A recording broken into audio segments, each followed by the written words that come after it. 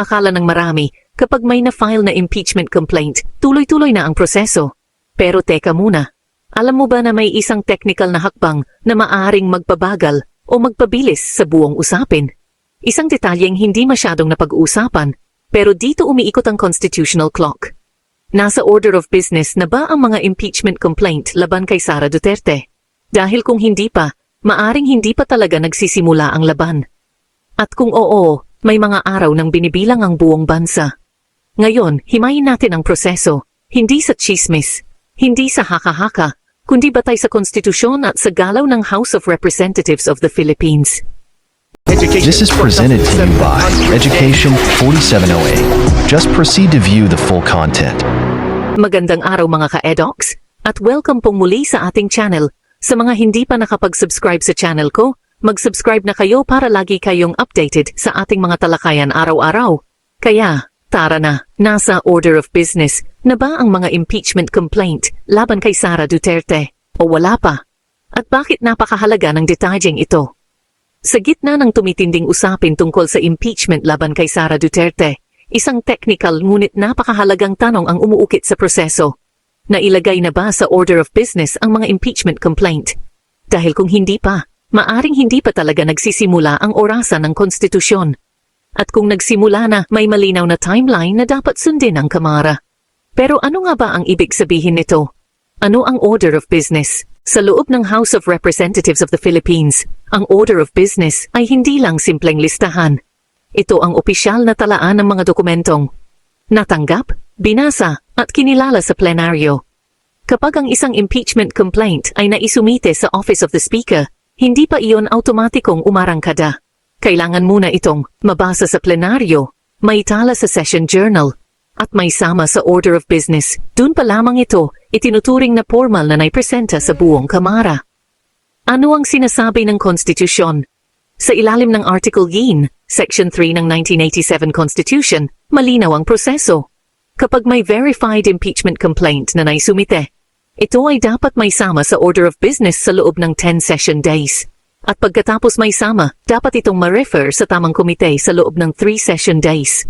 Ngunit pansinin ang salitang ginamit, session days. Hindi calendar days. Ibig sabihin, kung may recess, kung walang session, hindi tumatakbo ang bilang, at dito nagiging technical ang usapin.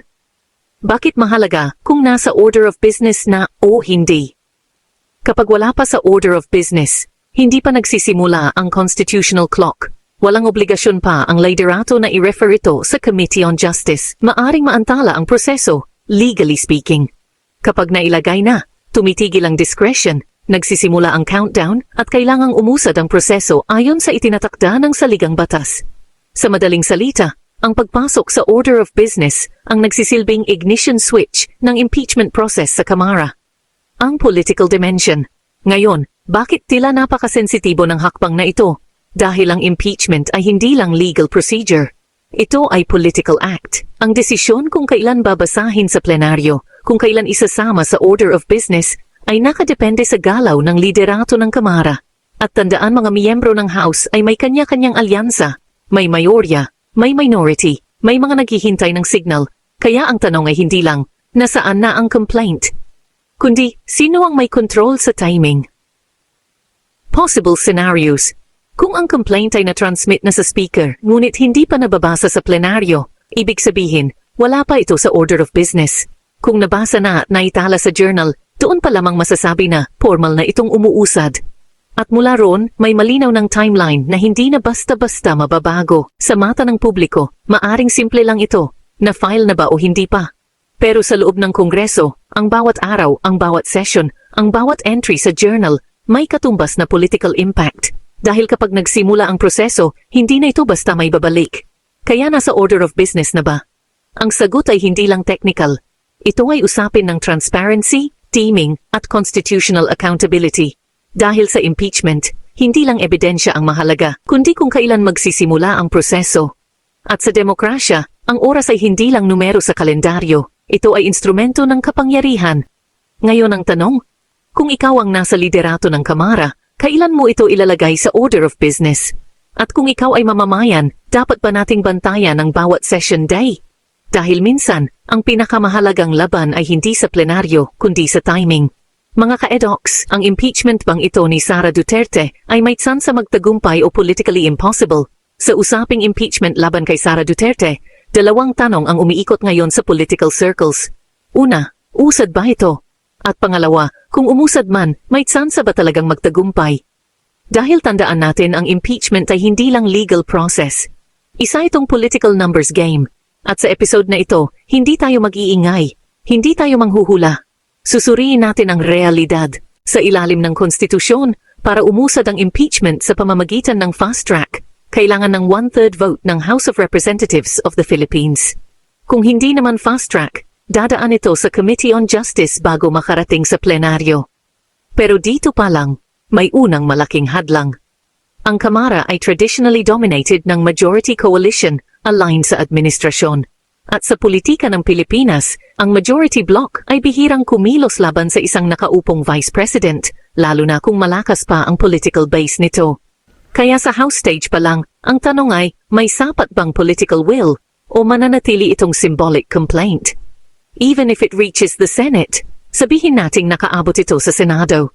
Doon magiging impeachment court ang Senate of the Philippines. At dito mas tumitindi ang hamon. Para ma-convict ang isang opisyal, kailangan ng 2/3 vote ng lahat ng senador. 2/3. Ibig sabihin, hindi sapat ang simpleng majority. At ang Senado ay isang political body. Ang bawat senador ay may sariling electoral future, may 2028 considerations, may regional alliances, may sariling political calculus. Kaya ang tanong, may 2-3 boto ba para patalsikin ang isang sitting vice president? Historically, napakahirap nito. Political capital and public sentiment. Ngayon, pag-usapan natin ang pinakamahalagang variable, public opinion. Kung may matinding public outrage, kung may malinaw at mabigat na ebidensya, kung may sustained national pressure, nagbabago ang political equation. Pero kung hati ang opinyon ng publiko, kung polarized ang narrative, mas nagiging maingat ang mga mambabatas. Dahil ang impeachment ay high-risk political move. Kapag nabigo, maaring bumalik bilang political capital ng ini-impeach. At sa kaso ni Sara Duterte, hindi natin may alis ang impluensya ng apelyidong Duterte kasama ang legacy ng kanyang ama na si Rodrigo Duterte na may solid na regional at grassroots base. Scenario 1, mananatili ito sa committee level. Magiging prolonged deliberation. Eventually, mawala ng momentum.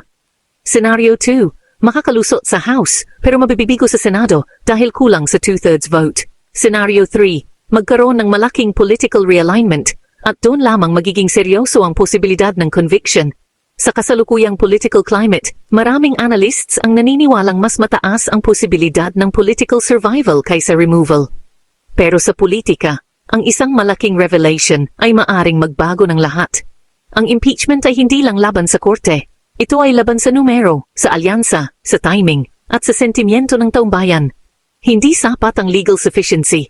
Kailangan ng political majority, at higit sa lahat political courage. So, magtagumpay ba ang impeachment laban kay Sara Duterte? Sa ngayon, mas mahirap itong magtagumpay kaysa mabigo. Pero hindi ito imposible. Dahil sa demokrasya, ang kapangyarihan ng numero ay nakasalalay pa rin sa desisyon ng mga halal na kinatawan at sa pressure ng publiko. At ang pinakamahalagang tanong, kung dumating ang oras ng pagboto, boto ba ng konsensya ang mananaig o boto ng alyansa? Sa tingin mo, dapat bang ilagay agad sa order of business ang impeachment complaint kapag naisumite na o may karapatan ba ang liderato ng Kamara na kontrolin ang timing nito? Comment your answer below. Transparency over timing o strategy over speed? At huwag kalimutang mag-like, mag-subscribe at mag-share nito sa iyong mga kaibigan. At ito ang Edox DC na nagsasabing, sa bawat panahon at pagkakataon, sa katotohanan, dapat nakatuon. Hanggang sa muli. Paalam. Disclaimer, ang video na ito ay para lamang sa layuning impormasyon, edukasyon, at legal analysis. Hindi ito naglalayong manghusga, manira, o magpahayag ng pinal na hatol sa sinumang individual.